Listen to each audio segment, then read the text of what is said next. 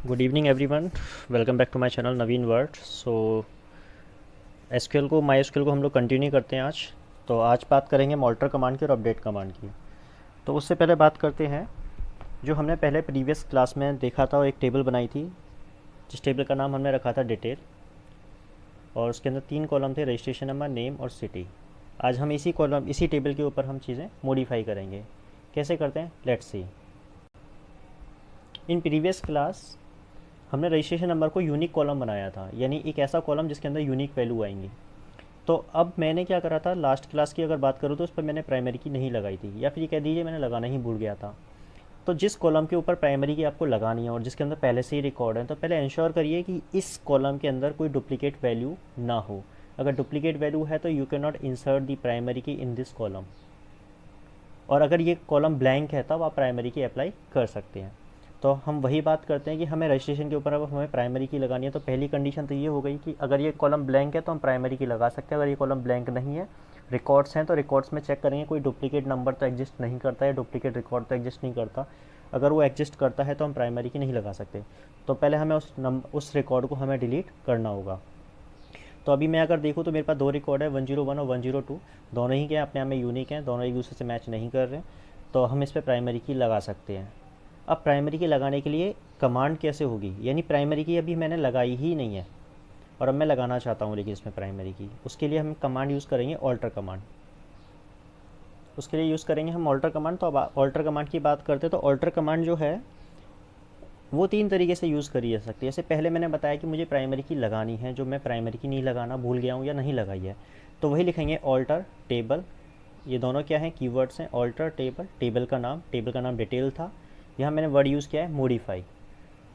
Modify कर रहे हैं क्योंकि किसी कॉलम को, कॉलम का नाम, उसका डेटा टाइप किस टाइप का है, और यहाँ लगाएंगे हम प्राइमरी की और सेमी कॉलन। अब हमारी प्राइमरी की लग चुकी है उस टेबल के अंदर। अब बात करते हैं ऑल्टर कमांड और किस तरीके से लगा सकते हैं। सपोज़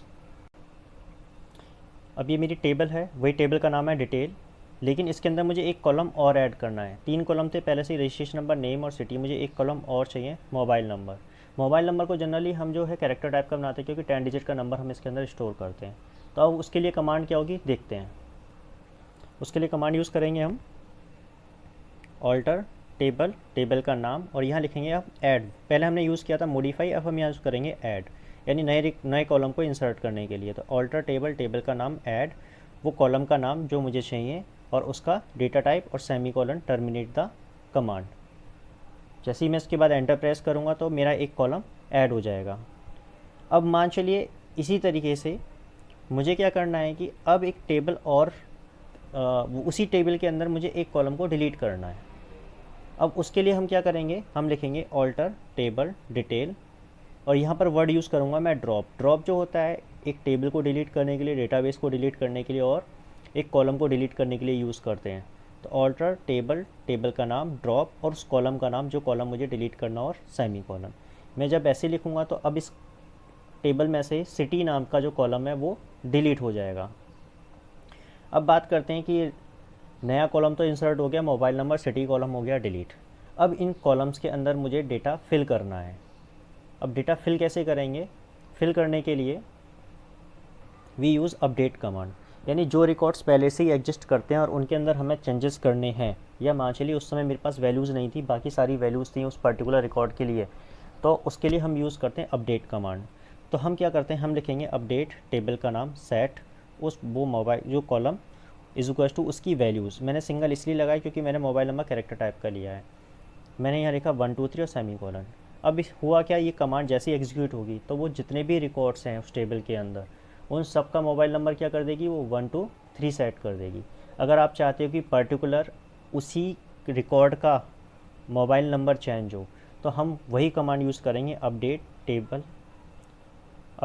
टेबल का नाम, सेट कॉलम का नाम, उसकी वैल्यू, और यहाँ मैंने लिखा है where registration number is equal to जो रजिस्ट्रेशन नंबर है। यानी अब केवल 101 का ही जो रजिस्ट्रेशन नंबर 101 है उसका मोबाइल नंबर ही 987 होगा। That's it's. आज के लिए केवल इतना ही। आगे की इन्फॉर्मेशन नेक्स्ट वीडियो में। घर पे रहिए, सुरक्षित रहिए। जय हिंद, जय भारत।